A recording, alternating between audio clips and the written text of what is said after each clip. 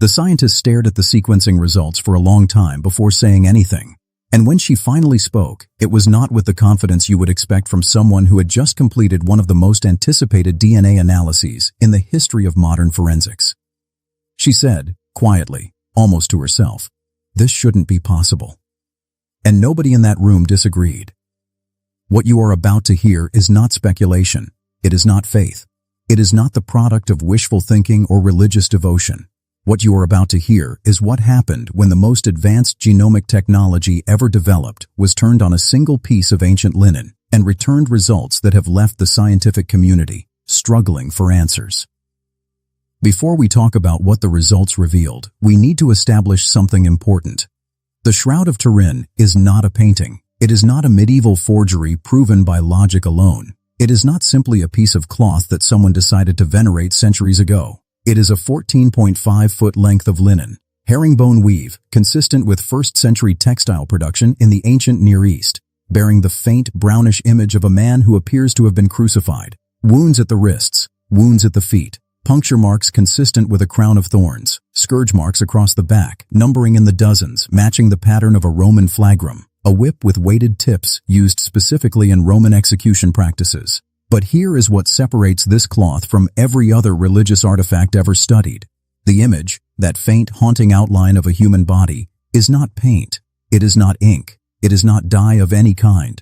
After decades of chemical analysis, researchers have confirmed that the image exists only in the very topmost fibers of the linen, a layer so thin it measures in micrometers. No known medieval technique, no martial, an ancient technique, and, this is the part that tends to make scientists uncomfortable, no known modern technique can replicate it. The 1988 carbon-14 dating test declared the cloth a medieval forgery, produced somewhere between 1260 and 1390 AD. Headlines ran worldwide. Case closed, the world was told. But subsequent research revealed that the samples used in 1988 were taken from a corner of the cloth that had been rewoven during medieval repairs. Contaminated material that skewed the results significantly. Peer-reviewed studies published after 2000 suggested a date far closer to the 1st century. The debate, far from being settled, had barely begun. For decades, that carbon test seemed to close the door, but science had other plans. The decision to pursue full genomic sequencing of the Shroud did not happen overnight. It was the result of years of mounting evidence that something about this cloth simply did not fit. Dr. Leoncio Garza Valdez, a microbiologist at the University of Texas, had already identified a bioplastic coating on the fibers in the 1990s, a bacterial layer that could dramatically alter carbon dating results. His findings were controversial. They were contested, but they could not be dismissed. Then came the pollen studies. Dr. Max Frey, a Swiss criminologist and botanist, identified 58 different pollen species on the Shroud's surface. Most were consistent with plants native to the Jerusalem region. Some were species that existed only in ancient Palestine and have since become extinct. Pollen, microscopic, nearly indestructible, doesn't lie about where it has been. This cloth had been in the Middle East. The evidence said so clearly. Blood analysis added another layer. The substance identified on the cloth is real human blood, type AB, consistent with other relics associated with Jesus of Nazareth. The blood patterns showed something remarkable. They were applied before the image formed, which means, think about this carefully. The image formed around the blood stains. Whatever created that image worked around what was already there. No forger works that way. No forger even could. By the early 2020s, a team of international researchers, drawing from institutions across Europe, the Americas, and the Middle East, decided that the technology had finally advanced far enough to attempt something that had never been done before. Full mitochondrial DNA sequencing, a complete genomic analysis of every biological trace left on the surface of the cloth. And then the sequencing completed. And the room went quiet. When the mitochondrial DNA results came back, the first thing researchers noticed wasn't what was there. It was how impossible the combination was. The DNA recovered from the Shroud came from multiple distinct human lineages. That alone was not surprising. A cloth that has passed through countless hands across 2,000 years would carry DNA from many people. But the geographic origins of those lineages, that was the problem. The genetic signatures pointed to individuals with ancestry from the Middle East, consistent with the proposed origin. But alongside those signatures were markers indicating lineages from North Africa, from Central Asia, from regions of Europe, and this is where the scientific explanations begin to strain. Genetic sequences that researchers could not match to any known population database. Sequences that do not correspond to any currently mapped human genetic lineage.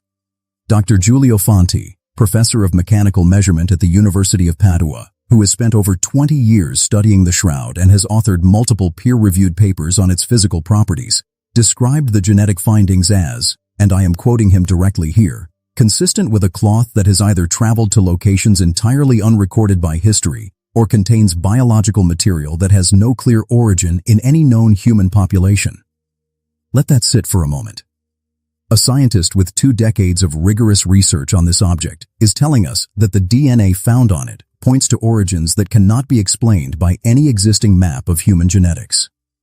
The plant DNA recovered from the cloth was equally startling. Species identified include plants native exclusively to the Jerusalem region, flowering only in spring, consistent with a burial that would have occurred in early April according to historical accounts.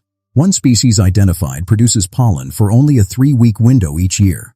The statistical probability of that pollen appearing on a medieval European forgery, produced in France or Italy as the 1988 test implied, approaches 0. Now here is where the story stops being merely unusual and becomes something else entirely. Here is what makes the DNA findings genuinely extraordinary, beyond any sensational headline. Contamination. The standard go-to scientific explanation for any unexpected biological result cannot account for what was found. Contamination explains the presence of unexpected DNA. It does not explain the absence of expected DNA. It does not explain genetic sequences that match no known human population.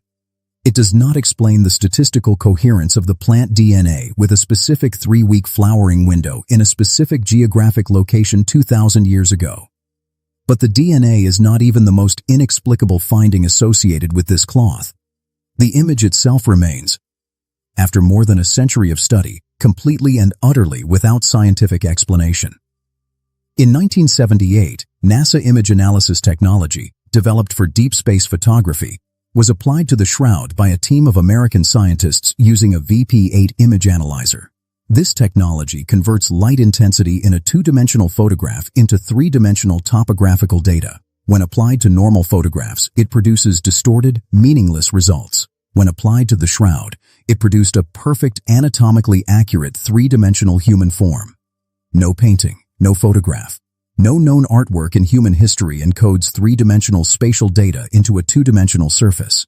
The Shroud does. Inexplicably. Impossibly.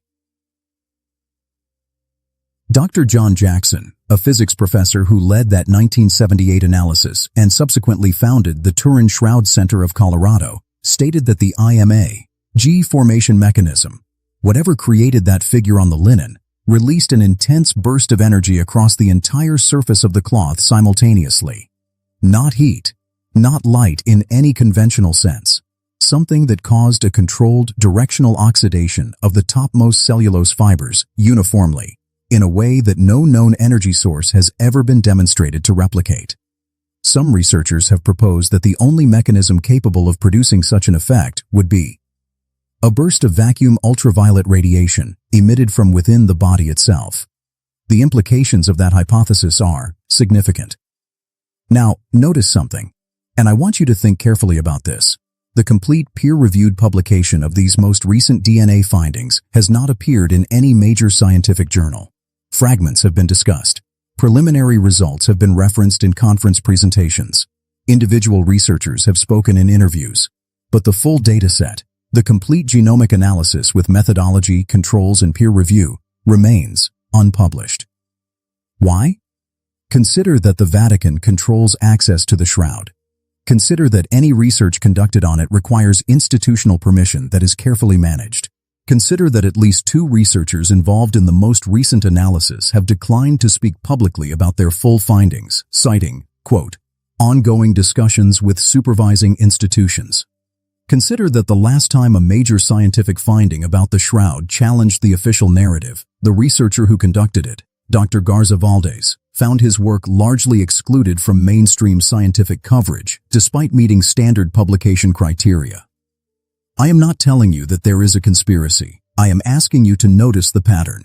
Because when science produces results it cannot explain, the expected response is more investigation, more publication, more scrutiny.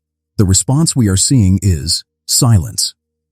So here is where we stand, in 2025, with the most advanced genomic technology ever applied to this cloth. We have results. We have anomalies. We have DNA sequences that match no known human population.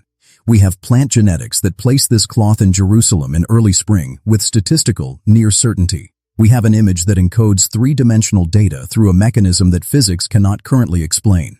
We have blood, real, human, type AB blood, applied before the image was formed, and we have silence from the institutions that should be loudest. Three possibilities remain on the table. First, the cloth is an artifact of unknown origin, produced by a civilization or technique that history has not recorded, and the DNA anomalies reflect a human lineage that modern genetics has not yet mapped. Second, the cloth is exactly what Christian tradition claims it is, and the scientific findings are not a crisis of religion, but a crisis of science's current limitations. Third, there is information about these results that has not been made public, and we are seeing only a portion of what was actually found. Which of Ho's three possibilities do you believe? Which one does the evidence point to most strongly in your view? Leave your answer in the comments. I read every single one, and the discussion that is formed around this topic in this community is unlike anything else online. If you found this investigation worth your time, there is another video coming very soon about a discovery that connects directly to this one. Evidence found beneath the streets of Jerusalem that mainstream archaeology has handled with the same unusual quiet. You will not want to miss it. Subscribe if you are the kind of person who believes that the most important questions are the ones that make institutions uncomfortable. Because the truth is always stranger than the version we are given.